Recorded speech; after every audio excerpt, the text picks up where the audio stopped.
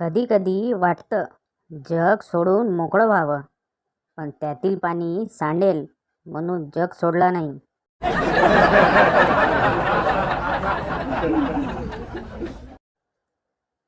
प्रत्येक नवऱ्याला पंख असतात, फक्त बायको माहेरी गेली की फडफडतात.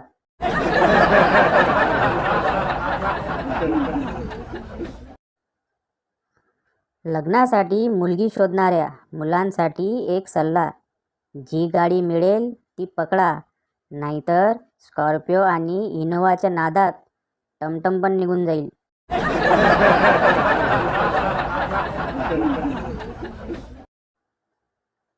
बायकोला एक कानाखाली मारली म्हणून जजने ₹1000 दंड केला. गण्या: जज साहेब, अजून एक कानफडात मारू का? जज: का? गण्या: सुट्टे नाहीत साहेब, 2000ची नोट आहे. जज: वाजवी मग.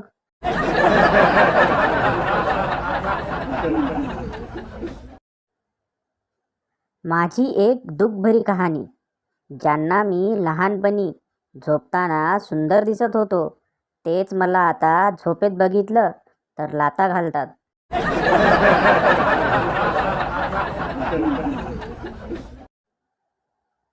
हलवा पूरी होती है, भेल पूरी होती है, खीर पूरी होती है, पानी पूरी भी होती है, बस नींद पूरी नहीं होती.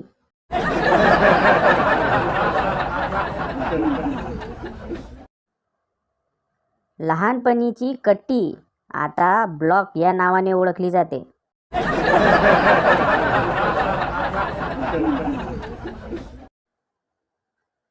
एका आजोबांच्या डोक्यावर फक्त 8 केस. आजोबा सलूनमध्ये जाऊन खुर्चीत बसले. दुकानदाराने विचारले, कापू की मोजू? आजोबा म्हणाले, कलर कर, कलर.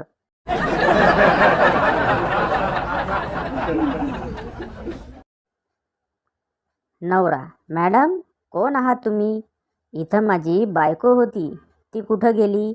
बायको: अहो, मीच तुमची बायको रूपा. अचानक आलेल्या पावसामुळे माझा सर्व मेकअप उतरलाय.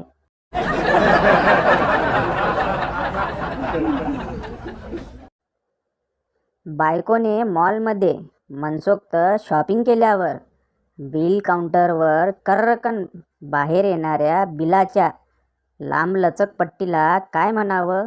उधळपट्टी.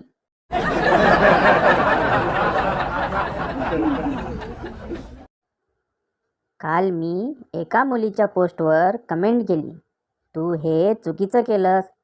तिचा बॉयफ्रेंड अजून मला मेसेज करतोय आणि विचारतोय, काय झालं होतं तुमचं?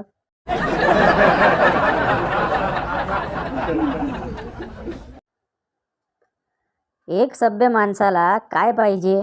एक बायको जी प्रेम करणारी, एक बायको जी चांगले जेवण करणारी, एक अशी बायको जी कुटुंबाला सांभाळणारी, आणि तिघीही एकजुटीने राहणारी पाहिजे.